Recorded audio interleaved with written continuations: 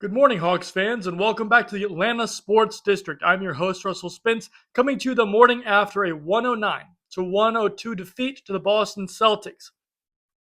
This was quite the ugly basketball game. We had a brutally awful offensive showing in the second half. The defense was not much better for a large portion of the game, especially against one Peyton Pritchard, which we'll get into how that negatively affected the team in terms of the way we're constructed later on. But first, I would just like to say this is a really good basketball team.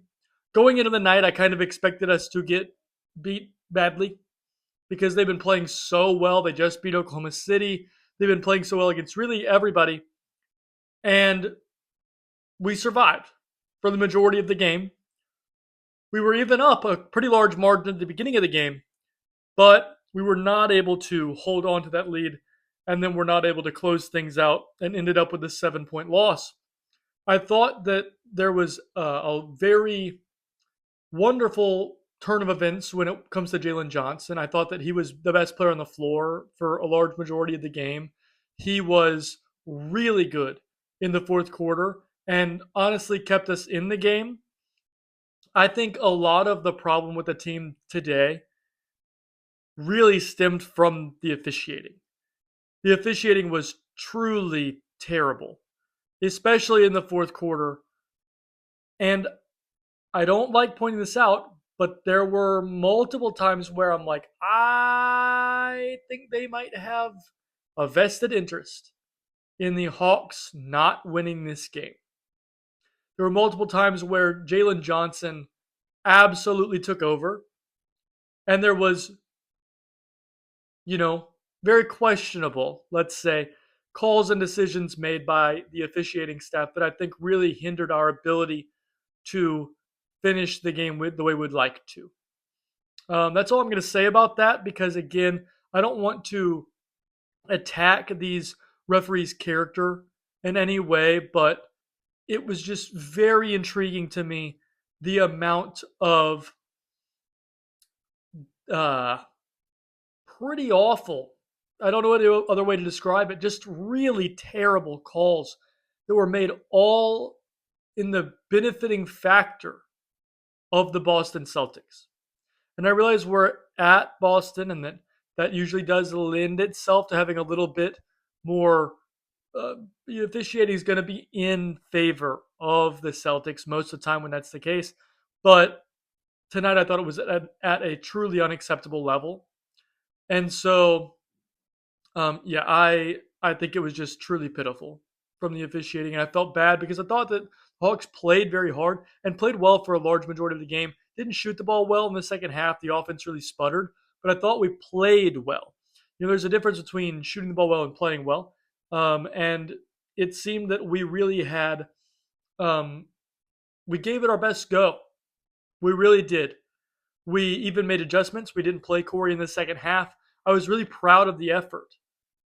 It was a disappointing result, frustrating result, but I thought a lot of what happened did stem from we got the game kind of stolen from us in the fourth quarter by these officiating staff. And so that's sad. I feel bad for the players. I wish that wasn't the case. Now, moving to the key statistics, we're going to talk about starting off field goal percentage from two and from three. So our overall field goal percentage was 39 to their 47. And our 3-point percentage was 36 to their 40, meaning that they beat us in 2-point field goals and 3-point field goals. When that happens, it's not a guaranteed loss, but you've got to make up for it in other ways. This team, the Boston Celtics, is a team that is significantly built on the back of their 3-point shooting ability and their overall shooting ability. And I mean, it panned out. I mean, Peyton Pritchard destroyed us. Hauser shot a good percentage. Shireman shot a good percentage. Tatum shot a good percentage. Hugo Gonzalez made some shots. I mean, they can shoot. And so that they kind of built their team to win that every night. And they did against us tonight. And I wish that our defense could have affected that more. We're going to talk about in the play-by-player section some of the problems we were having. and how it lended itself to even less success in other areas. But it was really rough. Now, in terms of free throw creation, which is another key statistic we talk about here, we were 19 of 24, and they were 19 of 23. So basically, dead even.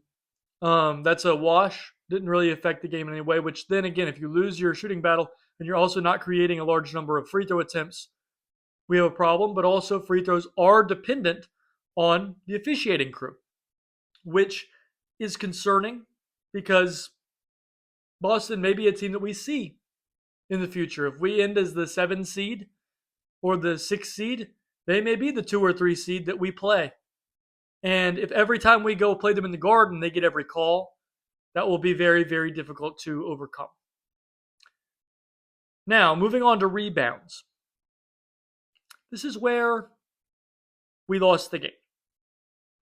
They had 52 to our 35. 13 offensive rebounds to our 10. It was bad. Rebounding wise, team wide. Pretty famous stat came out that during Mo Gay's time, the team got 1 defensive rebound in 10 minutes, which is just an unacceptable rate. And I won't lie, that is true.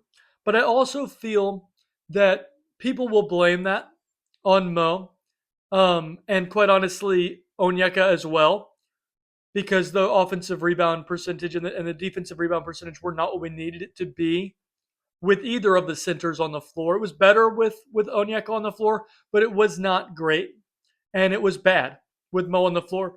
And so a lot of people automatically assume, well, you're rebounding bad, it's your center's fault.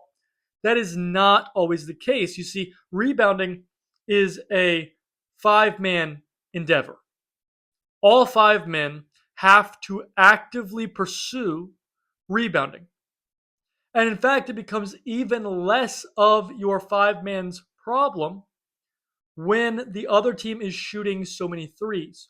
Long shots equal long rebounds.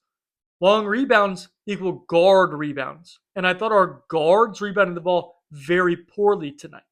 I thought a lot of times, like, they should be boxing out a player and that player skirts through there and grabs it. Peyton Pritchard had multiple offensive rebounds tonight. Absolutely unacceptable to let that player get an offensive rebound if he's your matchup. You have to box him out. I know that the ball comes off in a caroming way when you shoot a long shot.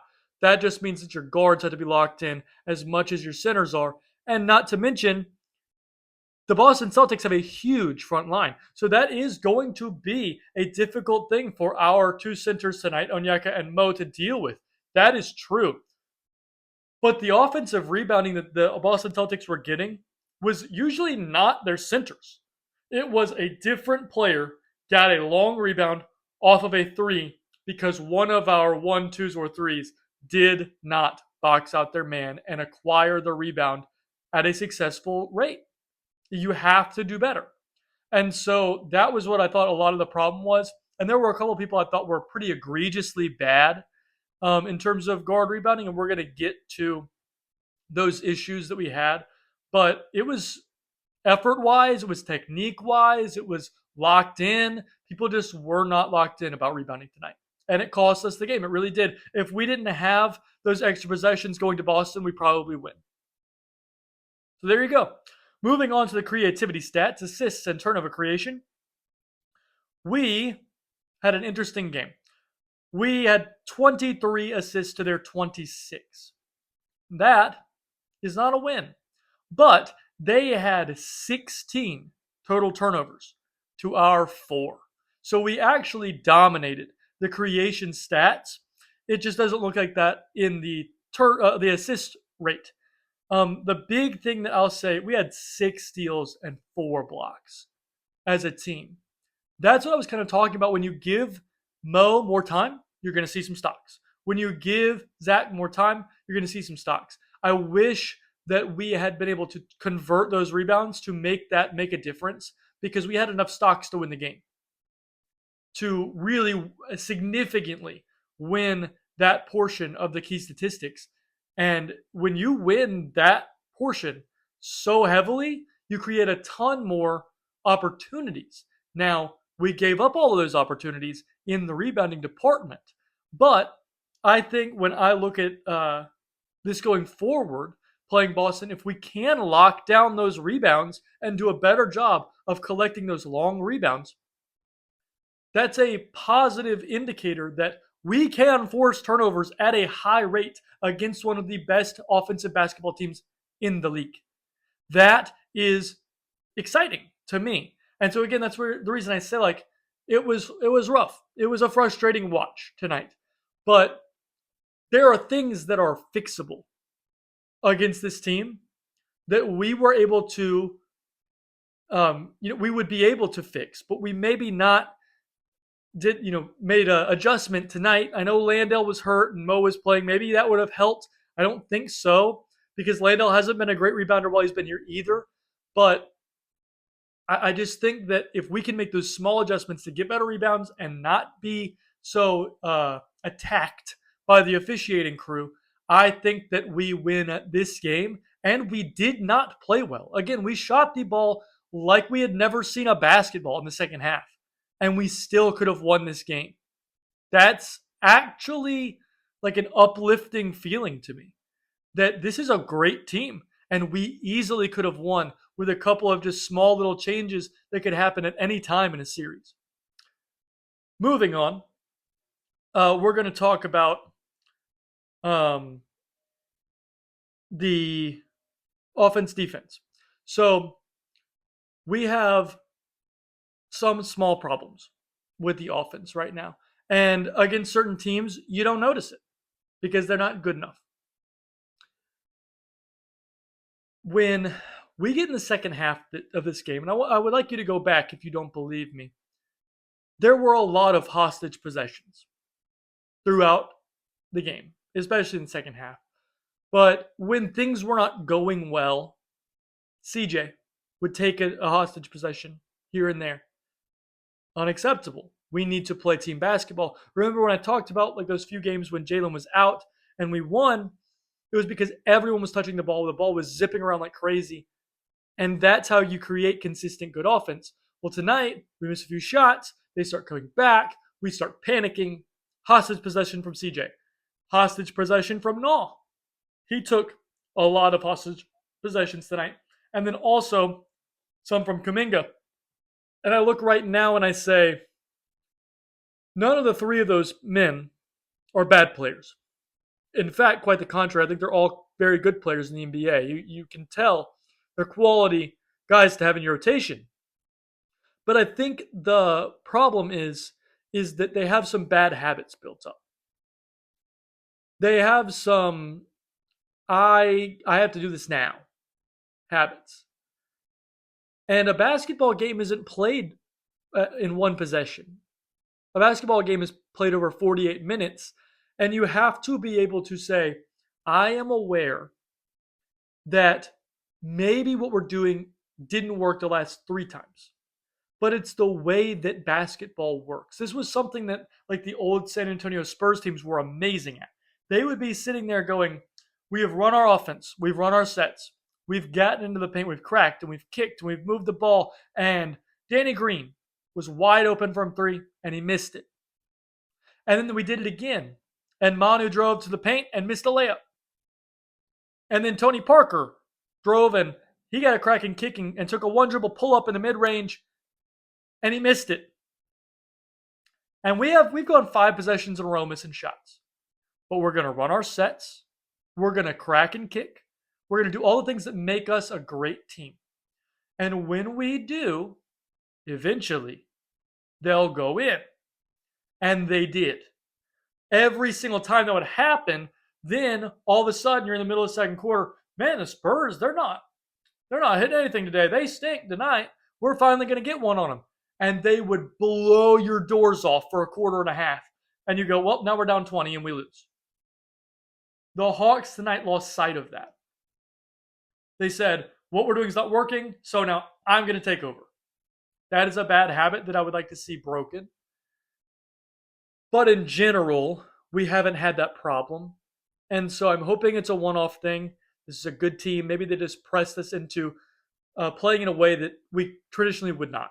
But again, that cannot happen. You have to do what you know is correct every single possession. And if it never works, you say, all right, but we made the right read every time and we only scored 50 points because we just weren't hitting anything. That happens. But completely abandoning the game plan and abandoning the way we've been playing for a long time, unacceptable.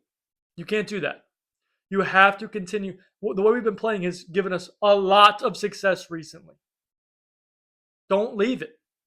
It might not be working for 2 possessions, might not be working for 5 possessions, might not be working for 10 possessions. But the proof's in the pudding. It's been working.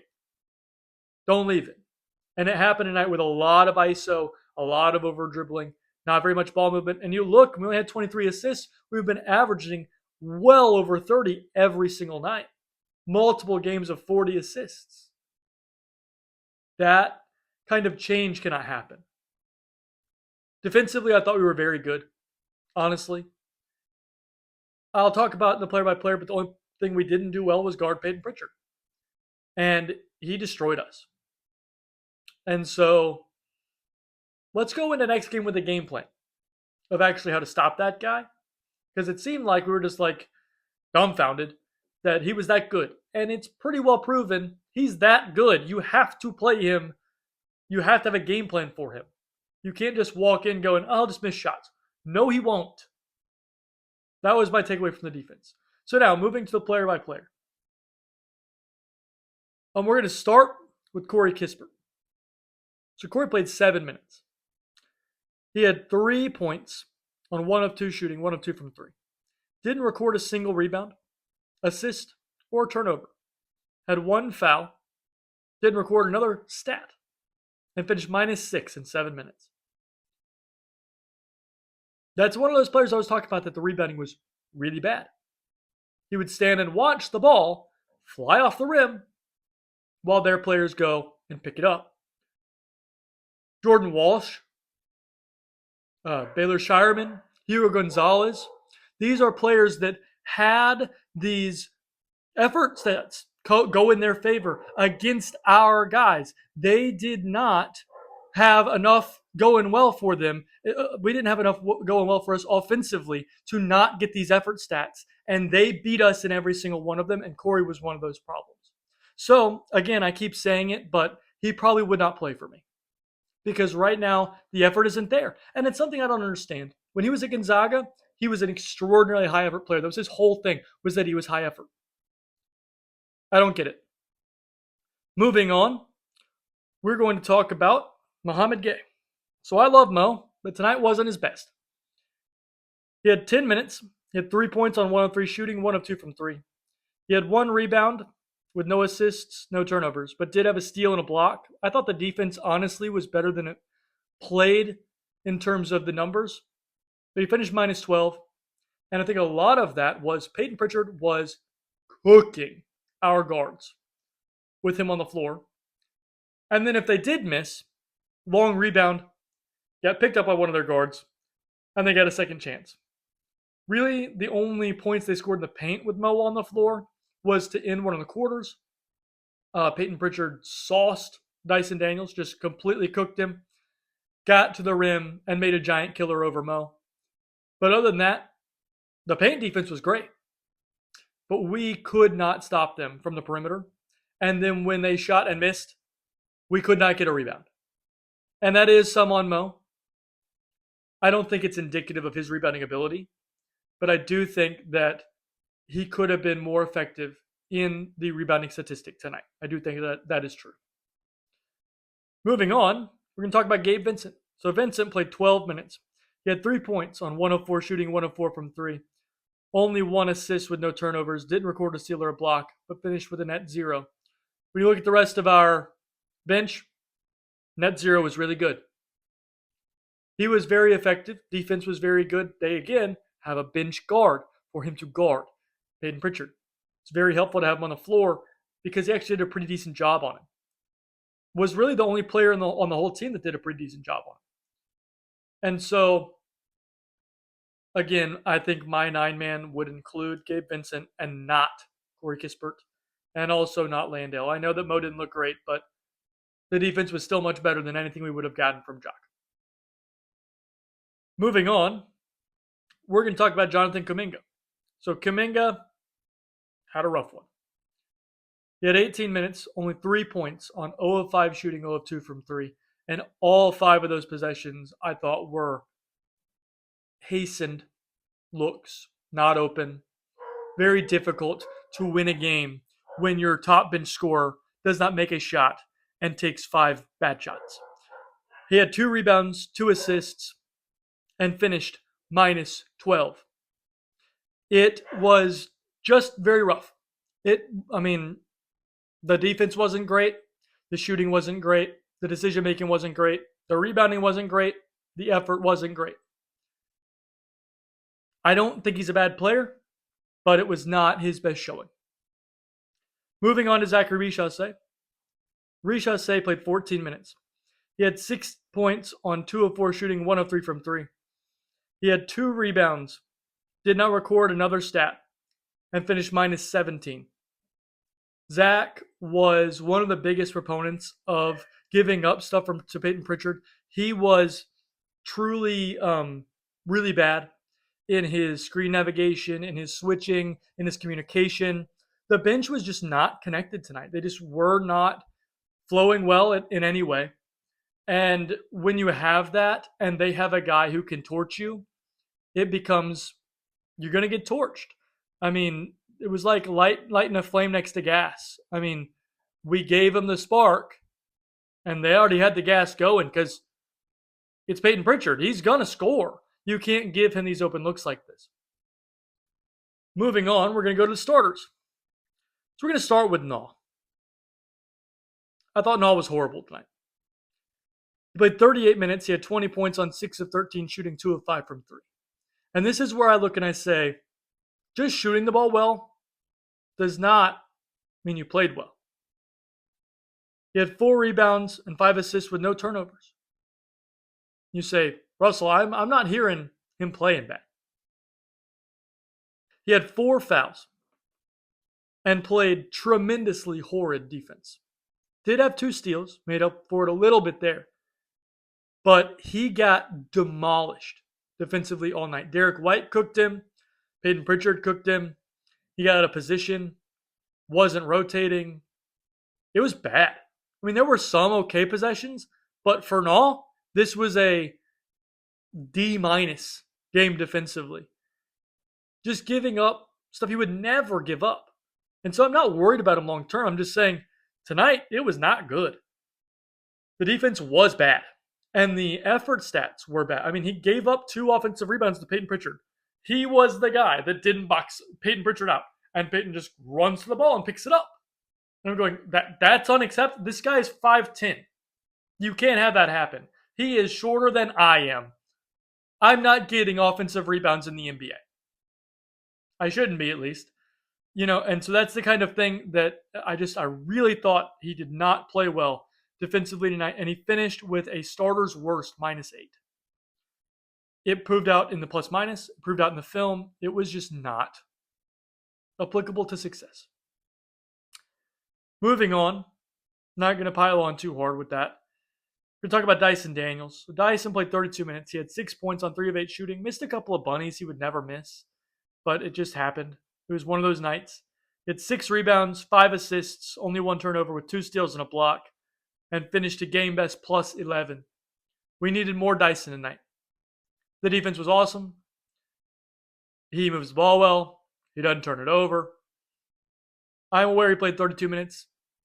We might have needed him to play 48 to win this game because he was that good. He was fantastic. But also, you don't want to kill your player. I mean, 48 minutes is really difficult. So I would have played him more, but we would have found a nice common ground.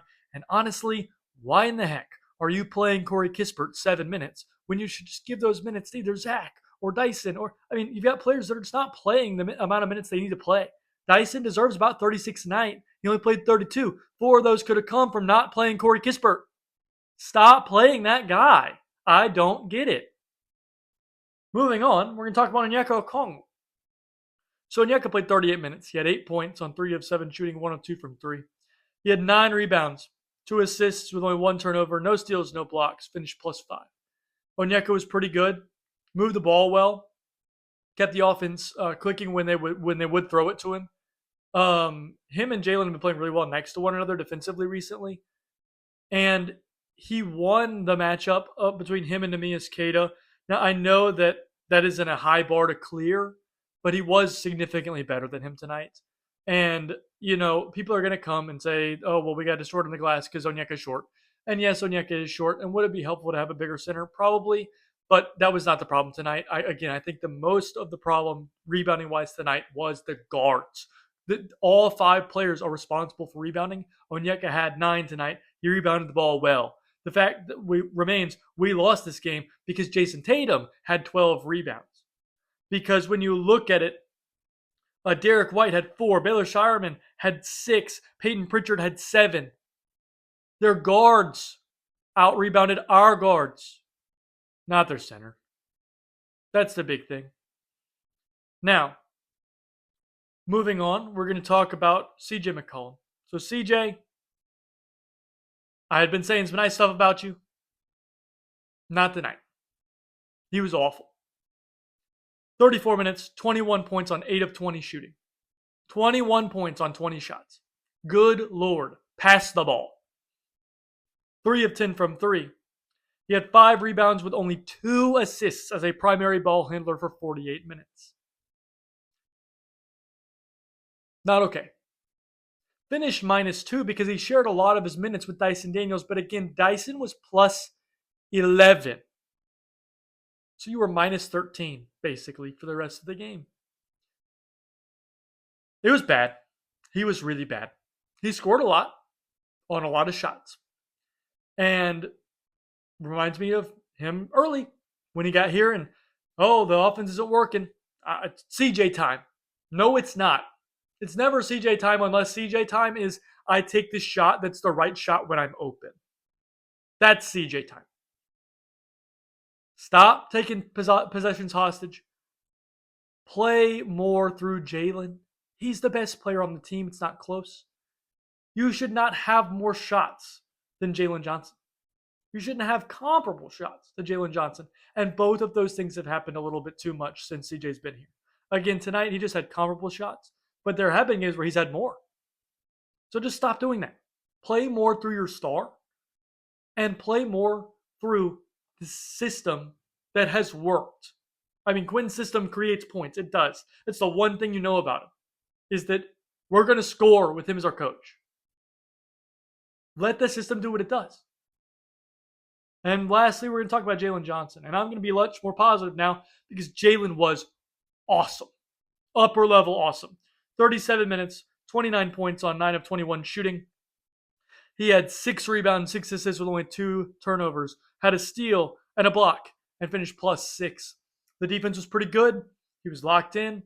The rebounding was okay. Still wasn't great. But the rest of his game, his floor game, he took over for multiple stretches. The fourth quarter, he was trying to single-handedly bring us back. Now, it did not work again because the referees kind of messed us up. But he was doing everything on God's green earth, trying to get us back in that basketball game. And I am so happy that I can look at this and go, Jason Tatum's on their team. And Jalen looked better than him. I know Jaylen Brown didn't play, but in the times where Jaylen Brown has played and Jalen's been on the floor, Jalen's looked better than him. He looks like a top 10 player on planet Earth right now. He is playing amazing. And so, yes, did we have a frustrating night? Yes. Did players play poorly? Yes. Do I wish we would have played differently? Yes. Do I wish we would have had better effort in the effort stats? Yes. Am I absolutely happy with some of the stuff I saw in this game?